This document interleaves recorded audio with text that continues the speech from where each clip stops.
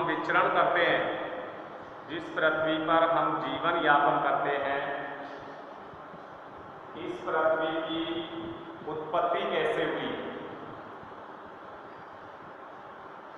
इसके बारे में बहुत सारे मत और परिकल्पनाएं हैं, जिनके आधार पर हमें पृथ्वी की उत्पत्ति के बारे में जानकारी प्राप्त होती है। अब ये जो जीवनदानी जो पृथ्वी है, जो जीव जंतु और वनस्पति या प्राणियों को जो जीवन प्रदान करती है, इसकी उत्पत्ति कैसे हुई।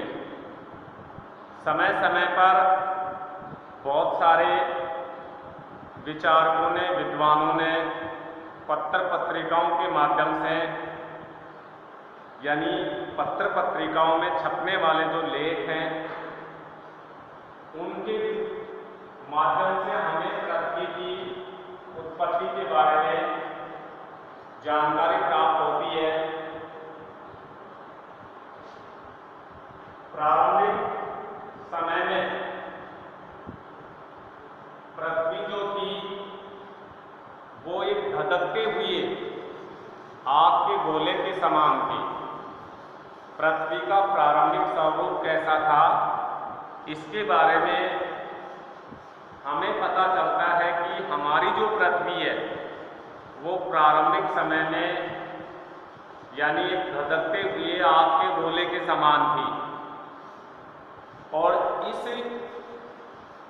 अवस्था में होने के कारण इस पर किसी प्रकार का कोई जीवन संभव नहीं था।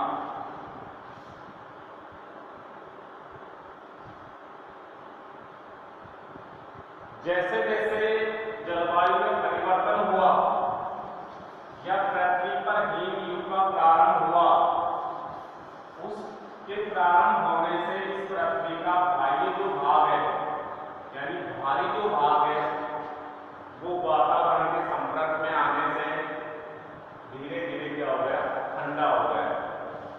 जैसे जैसे पृथ्वी का बाह्य भाग ठंडा हुआ, वैसे वैसे इस पृथ्वी पर जीवन का यानी विकास प्रारंभ हुआ। अगर हम पृथ्वी के आंतरिक भाग की चर्चा करें तो हम ये कह सकते हैं कि बहुत सारे जो भूगर्भिक जो अभिलेख है, भूगर्भिक जो प्रमाण है, उन प्रमाणों से आज भी हम ये कह सकते हैं अब हमारी पृथ्वी का आंतरिक जो भाग है वो किस अवस्था में है, तप्त अवस्था में। अब पृथ्वी का जो आंतरिक भाग है वो आज भी किस अवस्था में है, तप्त अवस्था में। भूकंप एवं ज्वालामुखी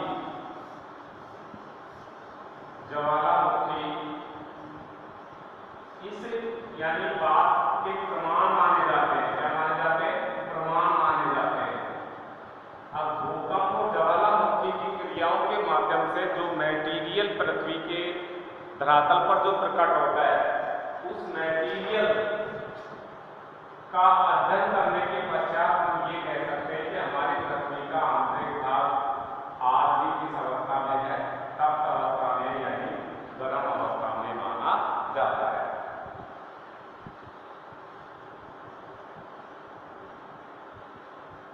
पृथ्वी की जो उत्पत्ति है, इस उत्पत्ति से संबंधित बहुत सारे मत हैं, बहुत सारी परिकल्पनाएं हैं, लेकिन समस्त जो मत हैं, जो परिकल्पनाएं हैं, उनको हम सामान्यतः 3 वर्गों में बांट सकते हैं। कितने वर्गों में? 3 वर्गों में। नंबर 1 तारक परिकल्पना, नंबर 2 द्वैतवादी परिकल्पना, नंबर 3 आधुनिक परिकल्पना। इन तीनों परिकल्पनाओं के आधार पर हमें पृथ्वी की उत्पत्ति के बारे में यानी जानकारी प्राप्त होती है। सबसे पहले हम चर्चा करते हैं एक तारक परिकल्पना। ये जो परिकल्पना है, इस परिकल्पना परिकल्पना के आधार पर यह कहा जा सकता है कि ये जो पृथ्वी है, इस पृथ्वी की जो उत्पत्ति है वो एक तारे से हुई है। किससे हुई है? एक तारे से।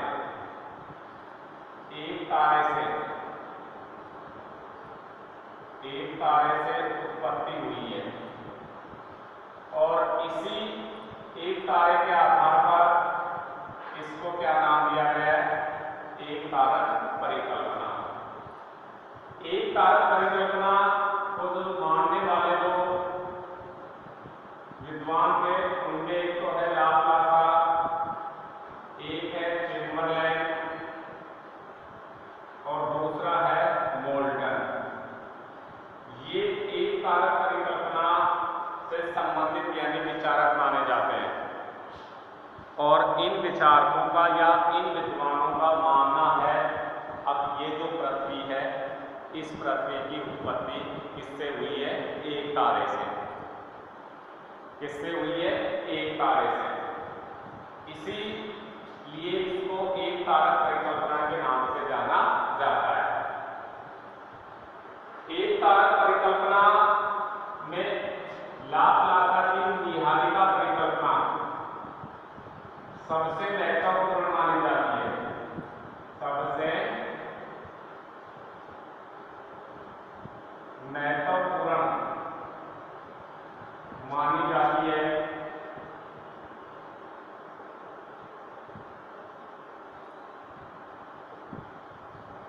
और ये जो लाप्लासा की जो निहारिका परिकल्पना है, इसको पृथ्वी की उत्पत्ति के बारे में या पृथ्वी की उत्पत्ति से संबंधित यानी पहली परिकल्पना का नाम दिया जाता है।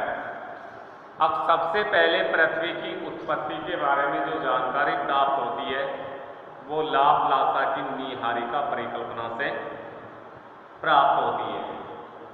दूसरी इससे संबंधित जो परिकल्पना है वो है चेम्बरलेन एवं मोल्टन की ग्रहाणु परिकल्पना।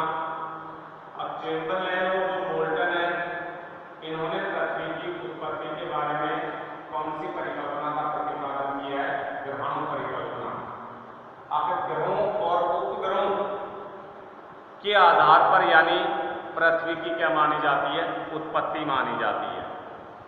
सबसे पहले हम बात करें तो हम ये कह सकते हैं अब जो लाप्लासा की जो निहारिका परिकल्पना है, इस परिकल्पना के द्वारा हम पृथ्वी की उत्पत्ति के बारे में यानी जानकारी प्राप्त कर सकते हैं।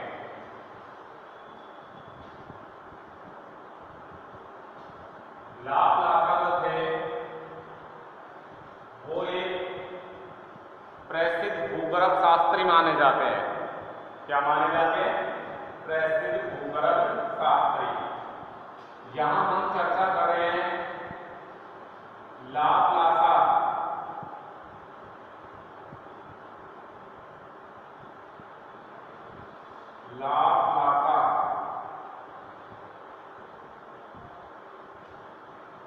लाप्लासा की निहारिका परिकल्पना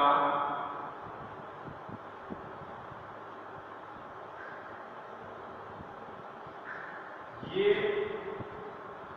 यानी पृथ्वी की उत्पत्ति के बारे में पहली परिकल्पना है। लाप्लासा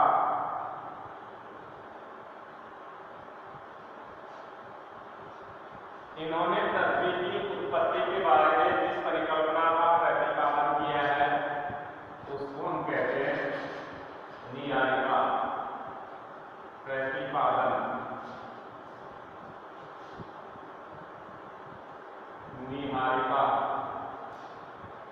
निहारिका के रूप में निहारिका इन्होंने बताया कि निहारिका क्या थी? What is the Niharika? Niharika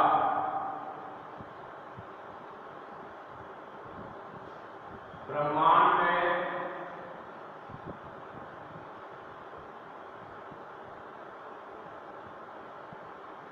Vishal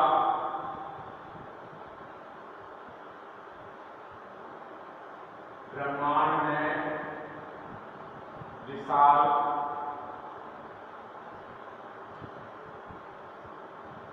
gas एवं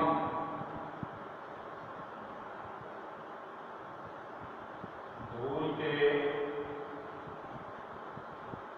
बादल। अब ब्रह्मांड जो था, इस ब्रह्मांड में प्रारंभिक समय में, यानी प्रारंभिक समय में विशाल गैस और धूल के बादल फैले हुए थे और उन्हीं बादलों के समूह को, विशाल गैस और धूल के बादलों के समूह को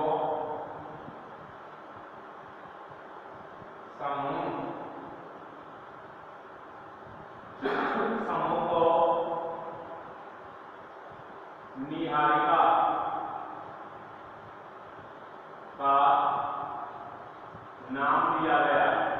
किसका नाम दिया गया? नीहारिका का। अब लाप्लासा जो थे, इनका मानना था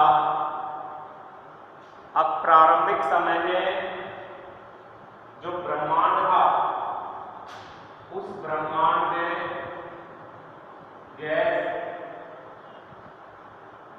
व धूल के बादल, धूल के बादल थे।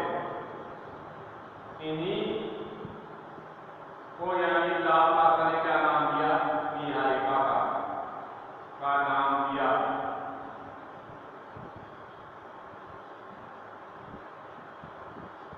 इसका नाम दिया नीहारिका का। विशाल गैस में धूल के बादल पृथ्वी की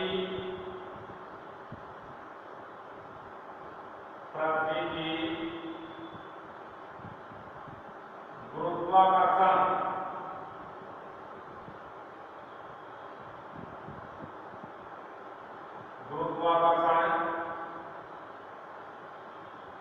शक्ति के कारण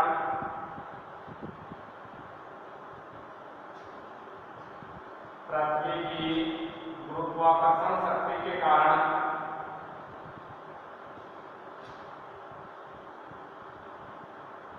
पृथ्वी की गुरुत्वाकर्षण शक्ति के कारण गैस व धूल के बादल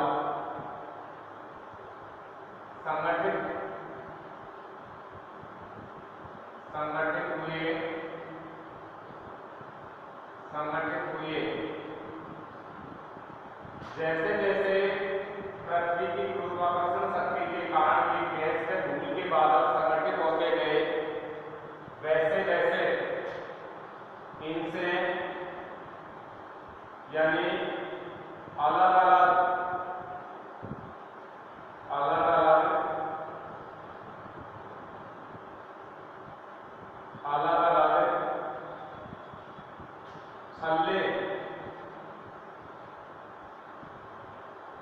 छल्ले बने।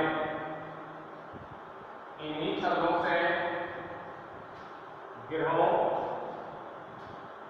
यानी गैस व धूल के बादल पृथ्वी की गुरुत्वाकर्षण शक्ति के कारण जैसे जैसे संगठित होते गए, वैसे वैसे इनके ऊपर दबाव पड़ने से और नीहारिका की गति के कारण इनसे छल्लों का निर्माण हुआ। किसका निर्माण हुआ? छल्लों का। और इस प्रकार से प्रारंभिक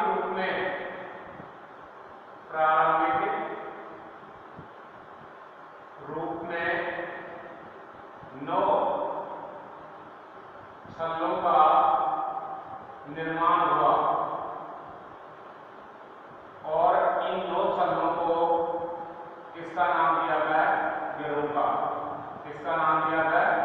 गिरोह का नाम। इन्हीं गिरोह से किन्हीं ग्रहों से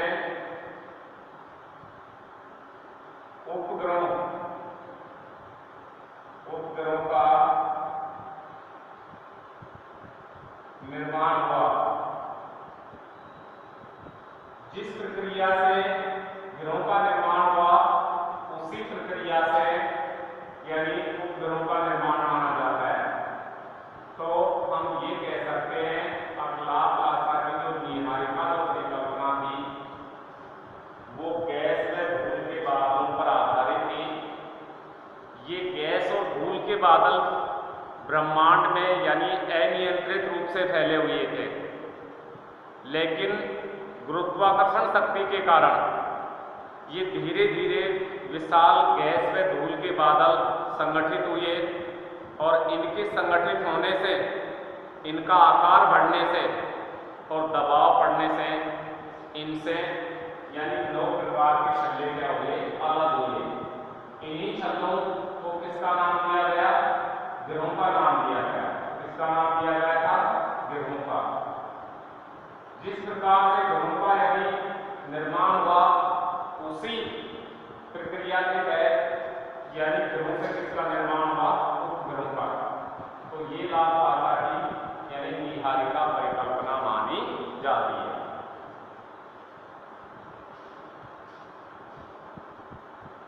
कौन सी परिकल्पना मानी जाती है? नीहारिका।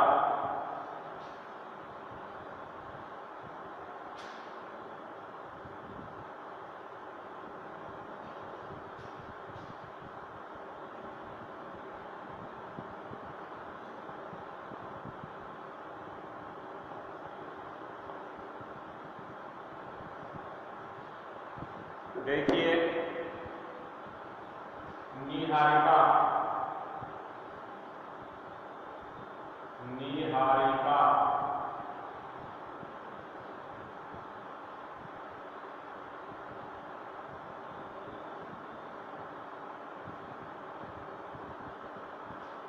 नीहारिका जो थी गैस